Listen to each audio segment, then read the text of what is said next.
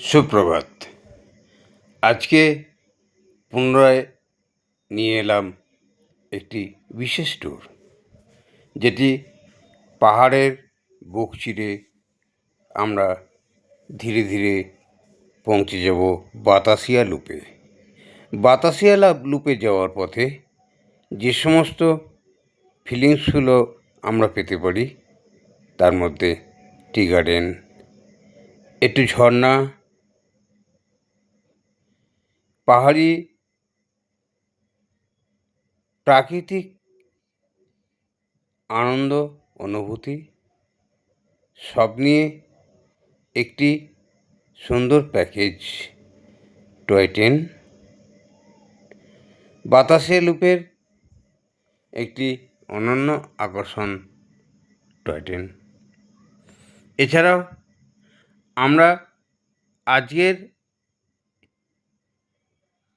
ঘুম মনেস্ট্রি এবং বাতাসিয়া লুপ এই দুটো সাইট সিন ভিজিট করব, যেখান থেকে আমরা যে ভ্রমণের আনন্দ পেতে পারি সেই আনন্দটা উপস্থাপিত করব। আমরা শিলিগুড়ি থেকে ঘুম মনেস্ট্রি পৌঁছে গেলাম। ঘুম মনেস্ট্রিতে যেখানে আছেন ভগবান গৌতম বুদ্ধ, ভগবান গৌতম বুদ্ধের যে মন্দির, সেই মন্দিরে আমরা প্রবেশ করতে চলেছি। ভগবান গৌতম বুদ্ধের কাছে সকলের মনের ইচ্ছা, প্রার্থনা সমস্তটাই আমরা জানিয়ে প্রার্থনা করে নিজেদের চাওয়া সম্পন্ন করলাম। ভগবান গৌতম বুদ্ধ এই ঘুম মনেস্ট্রির অন্যতম আকর্ষণ। এছাড়াও ঘুম মনেস্ট্রির চতুর্দিকে আরও প্রাকৃতিক সৌন্দর্য সেটা তো থাকবেই। আমরা এখন সকলে গৌতম বুদ্ধের সামনে আছি এবং সেখান থেকে আমাদের যে মনের ইচ্ছা, মন্দিরে ইচ্ছা চক্র আছে, সেই ইচ্ছা চক্রটি ঘুরিয়ে যে যার প্রার্থনা পূরণ করছে। সঙ্গে ঘুম মনেস্ট্রির যে প্রাকৃতিক সৌন্দর্য, প্রাকৃতিক যে অনুভূতি, নিজেরাও যেমন আমরা অনুভব করছি, ঠিক একইভাবে ভাই বোনেদের, সুপ্রিয় দর্শক বন্ধুদের কাছে উপস্থাপিত করছি। ঘুম মনেস্ট্রি সব মিলিয়ে একটি আকর্ষণীয় এবং দর্শনীয় স্থান। আকাশ ছোঁয়া পাইন গাছ। আমরা ঘুম মনেস্ট্রি থেকে আমাদের যে লক্ষ্য, আজকের যে ভ্রমণ, বাতাসিয়া ফায়ার মেমোরিয়াল হাউসে প্রবেশ করতে চলেছি।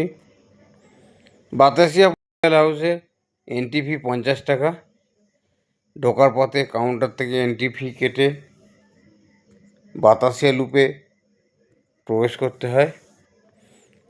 বাতাসিয়া লুপে প্রবেশদ্বারটা খুবই সুন্দরভাবে সাজানো হয়েছে। অ্যাকচুয়াল বাতাসিয়া লুপ গোর্খা সৈনিকদের স্মৃতিসৌধ বলতে পারেন। ভারতীয় সেনাবাহিনীতে গোর্খা সেনাদের ভূমিকা খুব গুরুত্বপূর্ণ। সেই গোর্খা সেনাদের উদ্দেশ্যে বাতাসিয়া লুপের এই মেমোরিয়ালকে সাজানো হয়েছে, যেখানে টয় ট্রেনের এন্ট্রি রাখা আছে, যেখানটা দার্জিলিংয়ের একটি বিশেষ স্থান হিসাবে সুসজ্জিত করা হয়েছে। পর্যটকরা যে স্থানে এসে নিজেদেরকে সাজে সজ্জিত করে আনন্দ উপভোগ করে, টয় ট্রেনে চাপা, টয় ট্রেনে ভ্রমণ, সব কিছুটাই বাতাসিয়া লুপ থেকে সম্ভব। আমরা বাতাসিয়া লুপ থেকে বহু দূর দূরান্তের পাহাড়ি প্রাকৃতিক দৃশ্য অনুভব করতে পারি। এখানে লুকিং ক্যামেরা আছে, যেখান থেকে আমরা বহু দূর দূরান্তের ভিউগুলো দেখতে পারি। এবং এই বাতাসিয়া লুপ থেকে খালি চোখেও বহু দূরের পাহাড়গুলো, বহু দূরের ঘরবাড়িগুলো খুব সুন্দরভাবে দেখা যায়। বাতাসিয়া লুপ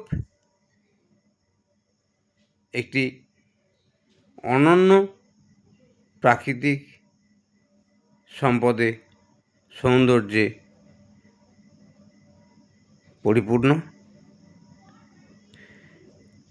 পর্যটকরা এই বাতাসিয়া লুপে এসে নিজেদেরকে গোর্খা পোশাকে সজ্জিত করে আনন্দ উপভোগ করছে এবং বিভিন্ন স্থানে নিজেদের সেলফি, ফটোশ্যুট করে নিচ্ছে। দার্জিলিং জেলার একটি অন্যতম পর্যটন এরিয়া এই Batasia loop, Gorkha memorial, war memorial, গোর্খাদের স্মৃতির উদ্দেশ্যে, গোর্খা সৈনিকদের স্মৃতির উদ্দেশ্যে।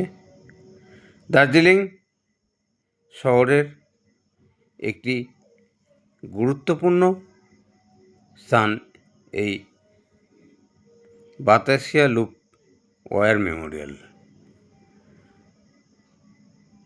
বিভিন্ন পর্যটকরা বিভিন্ন দিকে ঘুরে নিজেদের মতো করে আজকের ভ্রমণের প্রাকৃতিক সৌন্দর্যটুকু উপভোগ করে নিচ্ছে। সঙ্গে সুপ্রিয় দর্শকবৃন্দ, ভাই বোনেদের টোটাল ভিউটা আমি দেখিয়ে সকলের সাথে আনন্দ উপভোগ করার কিছুটা প্রচেষ্টা চালাচ্ছি। এই বাতাসিয়া লুপে ওয়ার মেমোরিয়ালকে সুসজ্জিত করে যেমন প্রাকৃতিক সৌন্দর্যকে একটি পরিস্ফুটিত করা হয়েছে, ঠিক তেমনই এই বাতাসিয়া লুপের ওয়ার মেমোরিয়ালের মধ্যে টয় ট্রেনের লাইন দেওয়া হয়েছে এবং এই টয় ট্রেনের লাইনকে লোকাল মানুষ বিভিন্ন ক্যারি কার হিসেবে বিভিন্ন জিনিস লাইন দিয়ে টানতে টানতে নিয়ে যাচ্ছে, দেখছি খুব ভালো লাগলো। এবং এখান থেকে টয় ট্রেনে চাপা এবং দার্জিলিং ভ্রমণের যে টয় ট্রেনে চাপার স্মৃতি একটি সত্যি নিদারুণ বৈচিত্র্যময় ঘটনা। আমরা দেখছি দার্জিলিং শহরের দার্জিলিং লেকের সামনে বহু পর্যটক বহু দূর দূরান্তের পাহাড়ি ভিউগুলো উপভোগ করছে এবং ক্যামেরাবন্দি করছে বিভিন্ন দূর দূরান্তের পাহাড়ের ছবিগুলো। আমরা সকলেই খুব এনজয় করলাম এই বাতাসিয়া লুপ থেকে। দার্জিলিং পৌঁছানোর ঠিক আগের স্পট এই বাতাসিয়া লুপ। আমরা নিউ জলপাইগুড়ি স্টেশন থেকে প্রথম যে পরের পর স্পটগুলো ভিজিট করতে করতে এলাম, তার মধ্য থেকে বাতাসিয়া লুপ, দার্জিলিংয়ের ঠিক আগের ভিউ পয়েন্ট, এরপরেই আমরা পৌঁছাবো দার্জিলিংয়ে। কিছুক্ষণ আমরা অপেক্ষা করছি, কারণ টয় ট্রেন আসার সময় হয়েছে। এখনই টয় ট্রেন আসবে এবং এই বাতাসিয়া লুপ থেকে টয় ট্রেন যাওয়ার যে অনুভূতি, আমরা যেমন এনজয় করব ঠিক তেমনই সুপ্রিয় দর্শকবৃন্দ, ভাই বোনেদের এই টয় ট্রেনের উপস্থিতি বা অনুভূতিটা দেখাতে সক্ষম হব। যাক, আর কয়েক মিনিটের মধ্যেই টয় ট্রেন আসবে এবং এখান থেকে টয় ট্রেন ছেড়ে যাবে। আমরা ততক্ষণ পাশের আরও কিছু দৃশ্য, বহু দূরে যে ঘরবাড়িগুলো আমরা দেখছি, হয় গ্রাম নয় শহর, তবে দেখে মনে হচ্ছে শহরেরই ছবি এগুলো। এবং এই দূর দূরান্তে যে পাহাড়ি টাউন, সবটাই পর্যটক কেন্দ্রকে, পর্যটকদের ঘিরেই কিন্তু তৈরি হয়েছে। এবং দার্জিলিংয়ে পর্যটকদের যে আনন্দ পাওয়ার ব্যাপারটা, সবটাই কিন্তু আমরা পর্যটক হিসেবে দার্জিলিং ভ্রমণ করে আনন্দিত হই। যাক, টয় ট্রেন ছাড়ার সময় হয়েছে। বাতাসিয়া লুপ থেকে আমরা টয় ট্রেন ছাড়া এবং টয় ট্রেন বেরিয়ে যাওয়ার অনুভূতিটা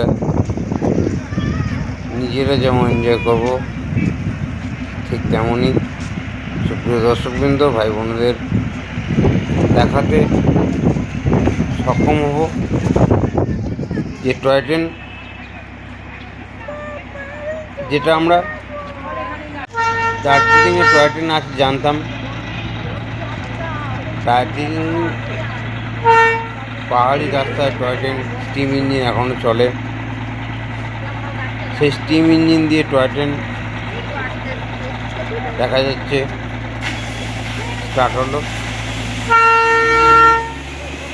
টয় ট্রেন বেরিয়ে যাচ্ছে এবং এই টয় ট্রেন যাওয়ার অনুভূতি সত্যি আমরা আশা করি দর্শকবৃন্দ, ভাই বোনদের এই এনজয়টা দেখাতেও। যাক, বাতাসিয়া লুপ সম্বন্ধে আমার যে শোনা ছিল সেটা বাস্তবে দেখলাম এবং বাতাসিয়া লুপের এই বিশেষ যে পর্যটনের অনুভূতি, সেটি আস্বাদন করে আজকের দার্জিলিং ট্যুরের প্রথম দিনের শেষ স্পট, যেটা বাতাসিয়া লুপ, যেখান থেকে প্রাকৃতিক দৃশ্য যতটা সম্ভব আমি তুলে ধরার চেষ্টা করলাম।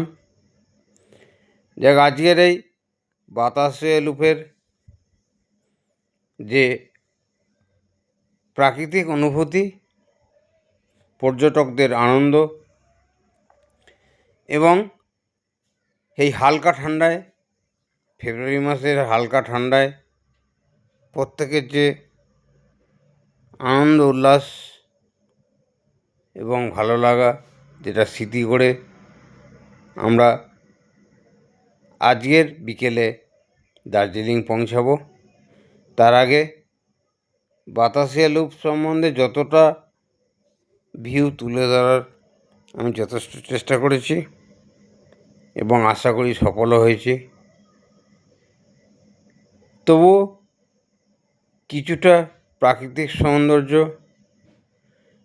প্রাকৃতিক অনুভূতি দেখানো যায়, সেটাই চেষ্টা করছি। যাক, আজকে আর বাতাসিয়া লুপ সম্বন্ধে বিশেষ আলোচনায় থাকবো না, তাই সমস্ত ভাই বোনেদের কন্টিনিউ করার কথা বলবো নেক্সট যে স্পটগুলো দেখার জন্যে। নমস্কার।